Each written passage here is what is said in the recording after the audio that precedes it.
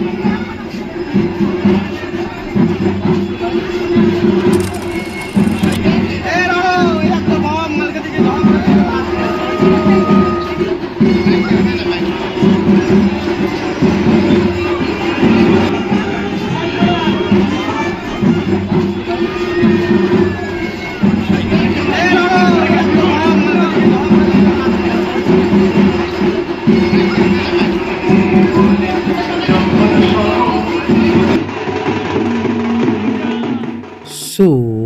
hello and welcome friends, শখের blogger, Hangla Riders and travel হক সিডের আরও একটি নতুন ভিডিওতে সকলকে ওয়েলকাম।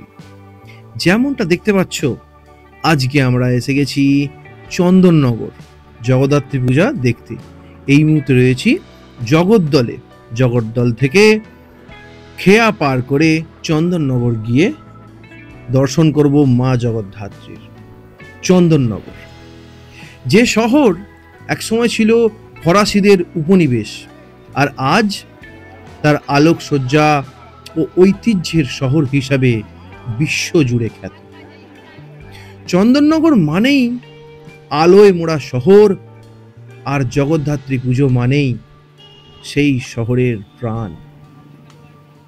আর এই সেই জায়গা যেইখানে ফরাসিরা প্রথম উপনিবেশ স্থাপনের জন্য তাদের পা রেখেছিল। এর পাশেই রয়েছে সেন্ট জোসেফ কনভেন্ট, যেই জায়গা থেকে এই যে জায়গাটি, এটা সেন্ট জোসেফ কনভেন্ট। এখানেই প্রথম ফরাসিরা ব্যবসা করার জন্য পা রেখেছিল। তাই এর ইতিহাস আজকের নয়, প্রায় 300-350 বছরের পুরনো।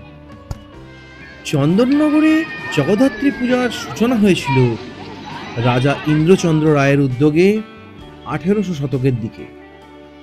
তারপর থেকে এই পুজো কেবল উৎসব নয়, এটি হয়ে উঠেছে ঐতিহ্য ও গর্বের এক অমলিন অনুভূতি।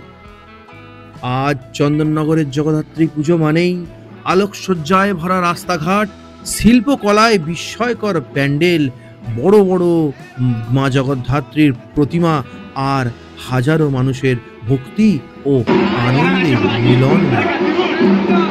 তাহলে চলুন একসাথে দেখি চন্দননগরের এই অপূর্ব উৎসব, যেখানে ইতিহাস মিশেছে ভক্তিতে আর আলো ছুঁয়েছে হৃদয়কে।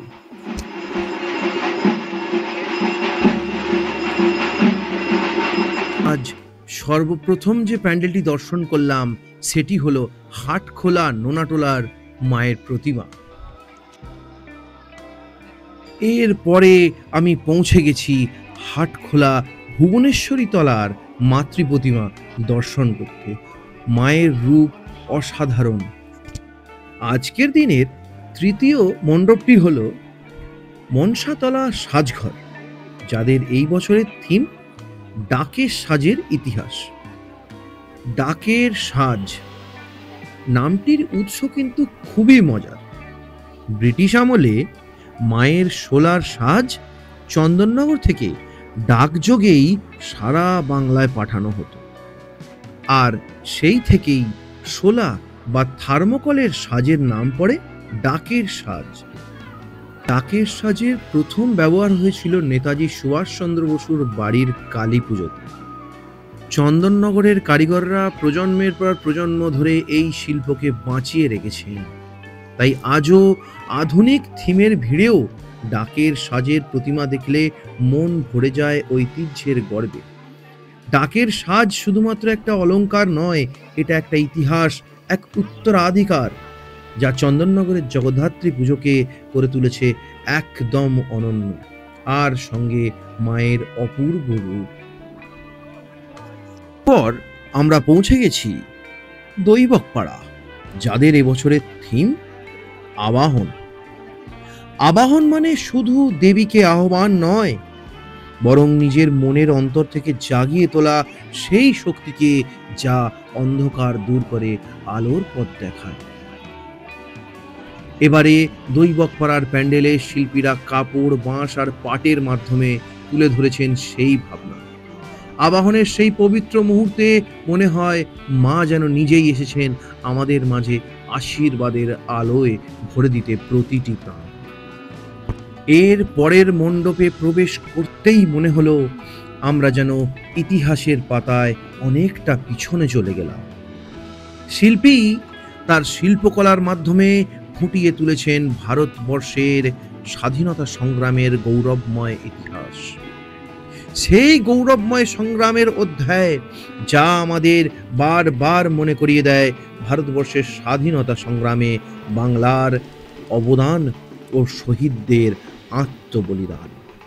আর তার সঙ্গে মা জগদ্ধাত্রীর ভুবনমোহিনী রূপ।